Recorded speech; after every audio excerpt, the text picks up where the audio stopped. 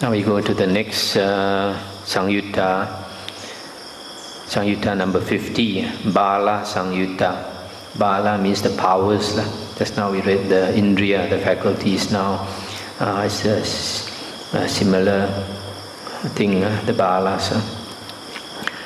50.1 Monks, there are these 5 powers. What 5?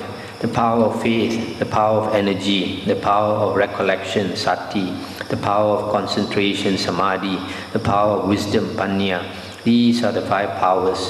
Monks, just as the river Ganges slants, slopes and inclines towards the east, so too a monk who develops and cultivates the 5 powers, slants, slopes and inclines towards Nibbana. And how, monks, does a monk develop and cultivate the 5 powers so that he slants, slopes and inclines towards Nibbana? Here, monks, a monk develops the power of faith, which is based upon seclusion, dispassion and cessation, maturing in release. He develops the power of energy, the power of recollection, the power of concentration, the power of wisdom, which are based upon seclusion, dispassion and cessation, maturing in release. It is in this way, monks, that a monk develops and cultivates the 5 powers so that he slants, slopes and inclines towards Nibbana. That's the end of the sutta. So these 5 powers are the same as the 5 faculties. And you notice that when you develop each of these powers, that it is based upon seclusion. Seclusion means aloofness. Aloofness from society, from people. If you want to develop the holy path, you must develop seclusion from other people so that you can go into your mind. Liberation is not found outside. Liberation is found inside here, because the Buddha says the world is inside us. The arising of the world is also inside us. The cessation of the world is also inside us. The path leading to the cessation of the world, this world of suffering, hu-hai, is also inside us. So when it says inside us, it means in our mind. The source of the world is in consciousness, and consciousness is in our mind. So the source of liberation is to end the flow of consciousness. And because consciousness flows from inside the mind, we have got to go to the inside of our mind to stop the flow of consciousness, which is the cause of the world. That's why you have to practice seclusion. Eventually, if you want to attain liberation. And then dispassion. Dispassion is like being tired of the world, wearied of the world. Xian liao, ya liao, im jo, moi jo. And cessation of all our grieving and all that. And then you mature in liberation. This is the only sutta that is worth reading in this chapter. So I think I'll stop here, because then next chapter is the Iddhipada, and it's quite a number of suttas to read. So we start it tomorrow.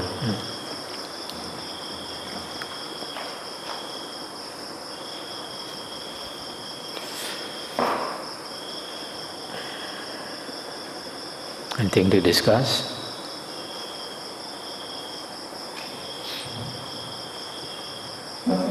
Regarding the right effort, very constantly look into our mind and be aware of the state of our mind, whether it's wholesome or unwholesome.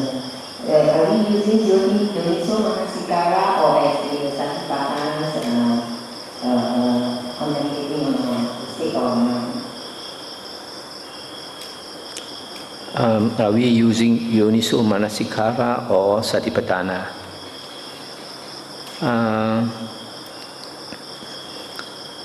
When we look into our mind, that's using Sati, not exactly Satipatthana, but Sati. And Yoniso Manasikara means paying proper attention. Paying proper attention, and that is usually used for, like when we listen to the Dhamma, then we are supposed to have Yoniso Manasikara. So when we look into the mind, it's more of sati. More sati. The other thing is something, the happiness, again we read in one sutta, it's like different type of happiness in different jhanas. So I was just wondering, in the Latikara Sutta in Majjhima Nikaya, Latikara's parents and him, after doing jhana, they were happy for a week, and Latikara was 2 weeks. Oh yes, yes. What kind of happiness is that? That could be for his parents. That could be carnal happiness and carnal delight. Because you remember we read one sutta, I think on page 1284. We look at 1284.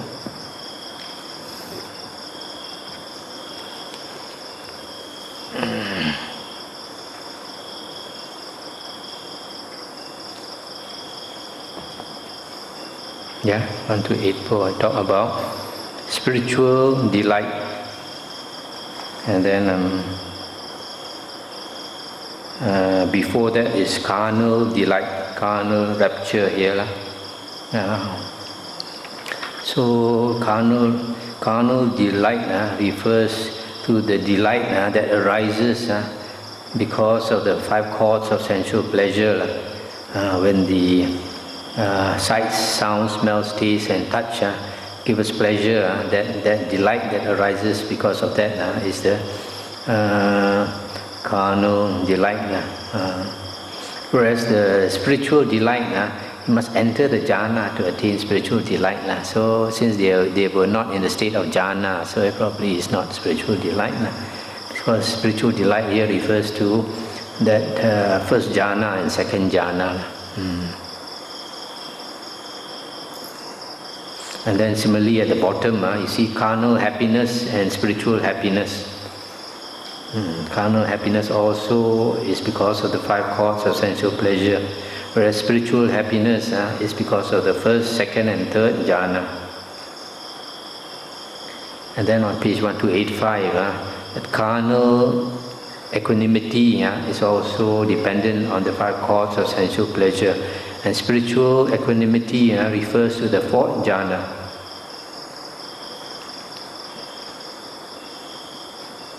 It's quite important sutta. I always keep this sutta in mind.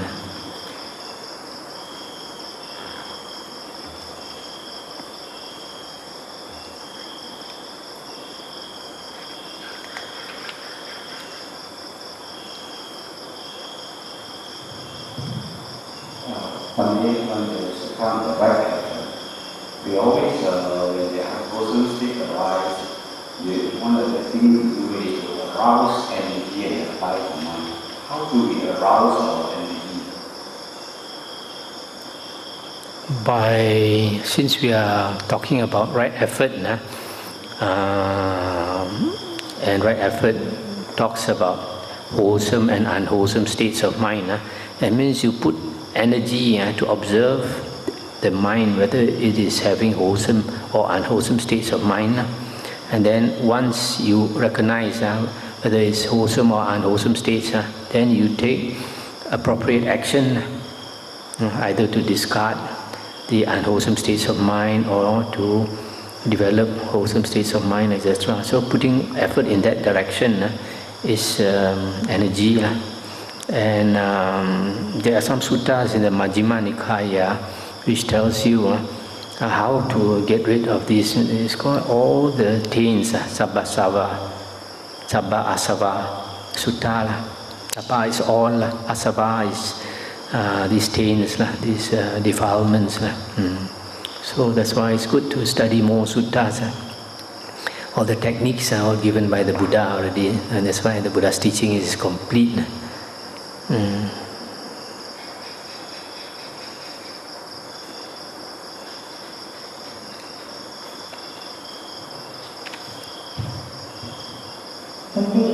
Just want to know that Chitta and Ananda Samatha, they are both anagami, and yet they are they make their mission to provide requisite to the Sangha, like Ananda Samatha, she will cook nutritious food to offer to the monks. So I was just wondering that in their state they would be very inclusive and probably be meditating most of the time, but yet they are very dedicated to doing dana. So I was thinking, okay, what kind of motivation, because at their state they are already very advanced.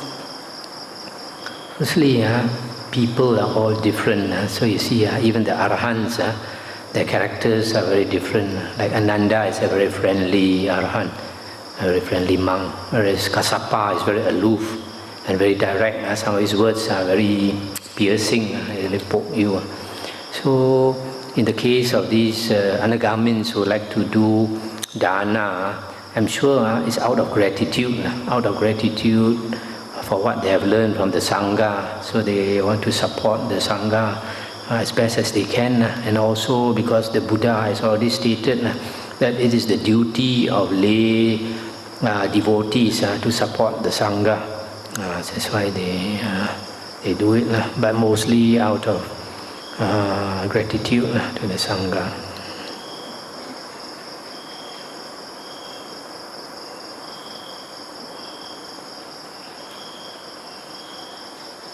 There are some people who are so devoted to the Sangha that sometimes they buy very good things for the monks, very good things that they themselves don't use. They think it's too expensive for them to use, but sometimes they go out their way to buy for monks. It's also devotion. People can only do this when they understand the Dhamma. When they understand the Dhamma, then they do more than what is normally done by most people. In fact, in the monks' Vinaya and the monks' precepts, the Buddha said there are some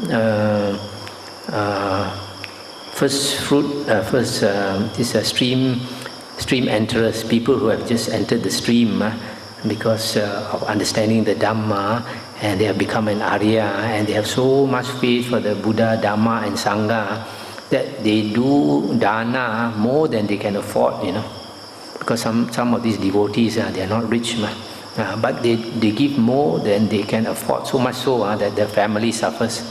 And in the monks' Vinaya, the Buddha said, if a monk knows that such a family is like that, I think the word he uses, initiates, people who have been recently initiated into the Buddhist religion, and they have full faith and confidence in the Buddha, Dhamma and Sangha, so that they do dana offerings beyond their capacity. Then the Buddha said, the monk, if you know there's such a family, you should not go there, because you go there, it make it difficult for them. Which reminds me, many years ago, 20 over years ago, when I was a new monk, and I was in Thailand. So I went on this, what they call, Tudong, forest trekking with one Thai monk. So this Thai monk, at that time I was about 38 years old and he was 45 years old. And he was very fit. And he brought me to a cave, We walked a long way from somewhere, Ratburi, and down to Padang Besar. So he brought me to a cave beside a stream. The stream, the river was muddy river. When you want to make tea, you want to drink water, you have to collect the muddy water and boil it. And then nearby, there were only three houses, three Buddhist houses. And Padang Besar area, all the people are very poor. And the other houses are Muslim. So the only three houses will support us, you see. So he had stayed there for, I think, 2 years previously. So he encouraged me to stay alone there. He was about to leave. He asked me to stay there, encouraged me there. But I thought, these people are so poor. If I stay there, it will be a burden on them. So I didn't stay there. So it's like this. And I thought about these people who give beyond their means. I thought,